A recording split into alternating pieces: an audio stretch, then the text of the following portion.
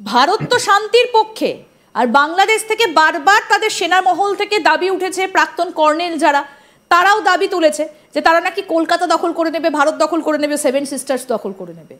তাহলে এবার কি তারা বুঝতে পারছে যে কি বিপদটা তারা করে বাঁধিয়ে বসে আছে? শুধু এখানেই নয় ইন্দিরা জি, আমরা মনে হয় আমাদের এই প্রোগ্রামগুলোতে কয়েকটা বিষয় আলোচনা করেছি। আপনি তো ওই দুটো কথা বললেন।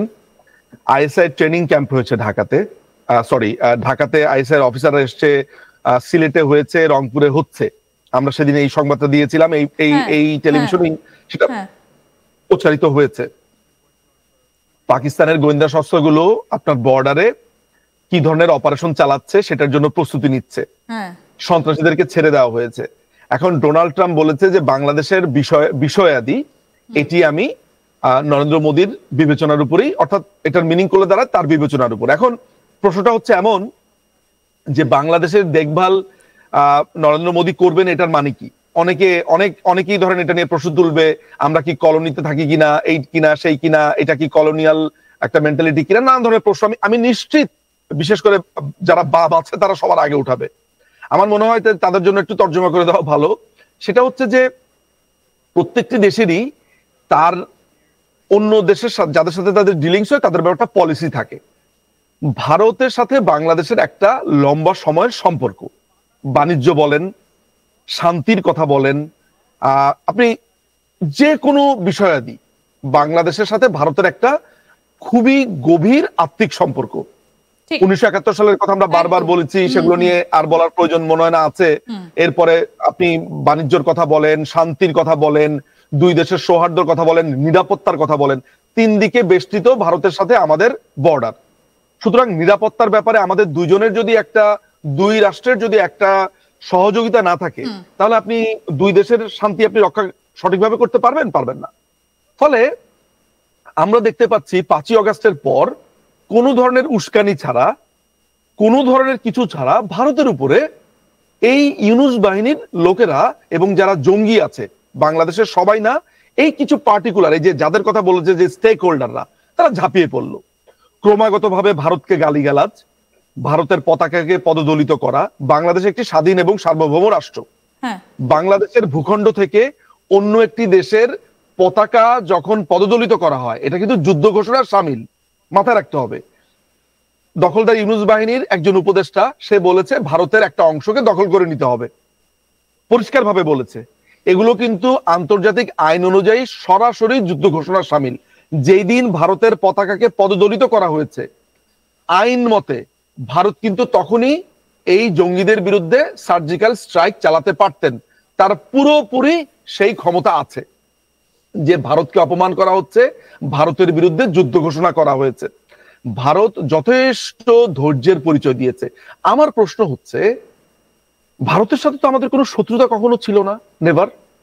ফলে এই যে ভারতের ভূখণ্ডকে অস্থির করে তোলা, এই যে ভারতের জনমানুষের বিরুদ্ধে ক্রমাগতভাবে বক্তব্য দেওয়া, ভারতের গণমাধ্যমকে বাংলাদেশ থেকে নিয়ন্ত্রণ করবার চেষ্টা, যে ভারতের গণমাধ্যম কোন কথাটা বলবে বা কোন কথাটা বলবে না। এমনকি আজকে আমি যে প্রোগ্রামটা করছি, এই প্রোগ্রামটার কমেন্টে গিয়ে দেখবেন এদের এটা পছন্দ হচ্ছে না, তারা নিয়ন্ত্রণ করতে চায় যে আপনি কেন বাংলাদেশ বিষয়ে কথা বলবেন, আপনি কেন বাংলাদেশের রাজনীতি নিয়ে কথা বলবেন। একদম দাদা, আপনি বলতে বলতেই আমি কমেন্টগুলো দেখছিলাম এবং সেখানে বাংলাদেশিরা, মানে যে নামগুলোতে কমেন্ট এসেছে, আমরা বুঝতে পারছি না তারা কোন দেশীয় মানুষ, কিন্তু দেখে মনে হচ্ছে তারা বাংলাদেশীয়। মানে এই কমেন্টগুলো যে আমি জনসমক্ষে পড়বো, সেই ভাষাগুলো এতটাই নিম্ন বর্ণের এবং নিম্ন রুচির যে সেগুলো এইভাবে পাবলিক প্ল্যাটফর্মে অন্তত আমার মুখে আসবে না। আমি সেই কারণে কমেন্টগুলো আজকে পড়তে পারলাম না।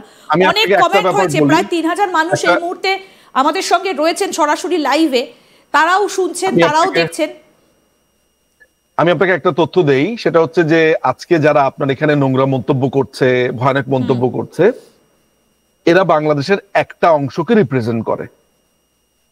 বাংলাদেশে যারা মুক্ত বুদ্ধি, মুক্ত চর্চা, যারা ভাবেন, বিজ্ঞান চর্চা করেন, যারা পড়াশোনা করেন, আনফরচুনেটলি এটা একটা দুঃখজনক ব্যাপারও বটে যে তারা এই প্রোগ্রামগুলোতে মন্তব্য করা উচিত। দেখবেন এই যে 3000 জন দেখছেন, তাদের মধ্যে এমন সংখ্যা অনেকে আছে কিন্তু তারা মন্তব্য করেন না। তারা ভাবেন যে আমি একটা মন্তব্য করলে এই যে নোংরা যারা আছে তারা উল্টা গালিগালাজ করবে, বা আবার যদি পুলিশে, যেমন আজকে জামাতের এক নেতার কন্যা ঘোষণা দিয়েছে যারা ফেসবুকে হা হা রিয়েক্ট দিবে তাদের পোস্টে তাদেরকে আইনের আওতা আনা হবে। আজকেই সেই ঘোষণাটা দিয়েছে। অর্থাৎ আপনি হাসির রিয়েক্ট যদি দেন কোনো কথাতে তাদের, তাহলে আপনাকে আইনের আওতা আনা হবে। সুতরাং ওরাও মন্তব্য করছে না। ফলে আমি খুবই দুঃখিত যে প্রায়ই আমার সাথে যখন প্রোগ্রামগুলো হয় বা বাংলাদেশ বিষয় প্রোগ্রাম হয়, আপনাদেরকে অনেক ধরনের নোংরা গালিগালাজের মধ্য দিয়ে যেতে হয়। আমি আপনাদের কাছে কৃতজ্ঞ একটা ব্যাপারে যে আপনারা এইসব ব্যাপারে সবসময় খুবই সহনশীলতা দেখিয়েছেন। আপনারা কখনো আপনারা বুঝেছেন যে কি হচ্ছে আসলে। ফলে একটা রাষ্ট্রকে কিন্তু আপনি এইভাবে সূচিত করে ফেলতে পারবেন। এবং এই লোকগুলোকে রিপ্রেজেন্ট করে কারা? যারা বলছে আমরা স্টেক হোল্ডার। এবং এই লোকগুলোই কিন্তু জাতিসংঘে রিপোর্টে সহযোগিতা করেছে। এদের অদ্ভুত বিষয়। এবং কালকে তো আমরা সেই প্রমাণটাও দেখিয়ে দিয়েছি যে এই ইউনাইটেড নেশনসের যে প্রতিনিধি এসেছিলেন বাংলাদেশে, তার সঙ্গে মোহাম্মদ ইউনূসের কি গলায় গলায় ভাব। মানে নিজের দেশে অন্য দেশের প্রতিনিধিকে নিয়ে এসে রিপোর্টটা হাতে তুলে দিয়ে বলা হয়েছে এটা ছেপে দিন, সেটা ছেপে দেওয়া হয়েছে। এরপরে হচ্ছে নরেন্দ্র মোদীর কাছে গেল ক্ষমতা বাংলাদেশে শান্তি ফেরাতে। কি হবে তারা বোধহয় এবার বুঝতে পারছেন যে পরিস্থিতি কোন দিকে গড়াবে। একটা কথা এখানে কিন্তু ডোনাল্ড ট্রাম্প বলেছেন, যেটা নিয়ে আলোচনা উঠবে। আমার মনে হয় এই প্রসঙ্গটা আমরা একটু এখানে যোগ করে রাখি। সেটা হচ্ছে যে মিস্টার ট্রাম্প আপনার যেটা বলেছেন যে আমেরিকান ডিপ স্টেট এখানে ইনভলভ ছিল না। নিশ্চয়ই আপনারা সবাই বুঝতে পারছেন যে কোন রাষ্ট্রপ্রধান তার রাষ্ট্রের একটা মেকানিজম অন্য রাষ্ট্রে প্রয়োগ হয়েছে কিনা এটা তিনি প্রকাশের স্বীকার করবেন না। এটা নিশ্চয়ই আপনারা সবাই জানেন। স্টেট ডিপার্টমেন্ট অর্থাৎ বাইডেন প্রশাসনের স্টেট ডিপার্টমেন্টের যে মাইক বেনস পরিষ্কার করে বলেই দিয়েছেন, এটা নিয়ে মনে হয় আমরা দুটো প্রোগ্রাম অলরেডি করেছিও, যে কিভাবে তাদের ডিপ স্টেট গুলো এখানে অপারেট করেছে, কিভাবে তারা এলজিবিটি কে প্রমোট করেছে, সেটা নিয়ে একটা ক্যাওয়াস তৈরি করতে চেয়েছে, কিভাবে তারা সাংবাদিক তারপরে শিক্ষক এদেরকে অর্থ দিয়েছে, এবং সেটার লিস্টও আমাদের কাছে এই মুহূর্তে আছে। ফলে আমার মনে হয় এইটা যারা একটু পড়াশোনা করেন তারা বুঝবেন। এবং মাইক বেনস গতকালকে দেখলাম যে আরেকটি ভিডিও তিনি করেছেন যে তাদের একটা ম্যানুয়ালও আছেন যে কিভাবে তারা একটা দেশকে অস্থিতিশীল করে তোলেন, কিভাবে করে তোলেন। এগুলা লং হিস্ট্রি, লং রেকর্ড আমেরিকার আছে। আপনারা যদি কেউ রেজিম চেঞ্জ এগুলোর উপরে বেশ কিছু লিডিং বই আছে, সেগুলো পড়লেও দেখা সম্ভব।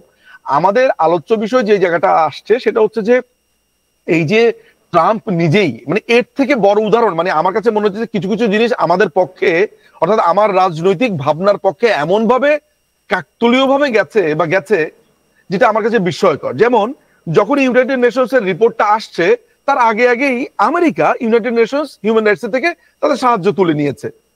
আমি যখন এই নিরপেক্ষতার প্রশ্ন তুলেছি তখন শিবিরের এক নেতা এসে বলে দিয়েছে যে এই রিপোর্টটা আমরা তৈরি করেছি, এবং আমাদের সাথে তাদের সাথে কারা কারা ছিল সেটাও বলেছে। ফলে এইসব ঘটনাগুলো এত বেশি আমাদের সাথে চূড়ান্ত ভাবে গেছে, মানে আমাদের দাবিগুলোর পক্ষে। এখন আপনি একটা রিপোর্ট করছেন ইউনাইটেড নেশনস, সেই রিপোর্ট যদি আপনাকে লিখে দেয় বা আপনাকে বলে দেয় এমন রাজনৈতিক দলের কর্তা ব্যক্তিরা যারা নিজেরা সহিংসতাতে ছিল,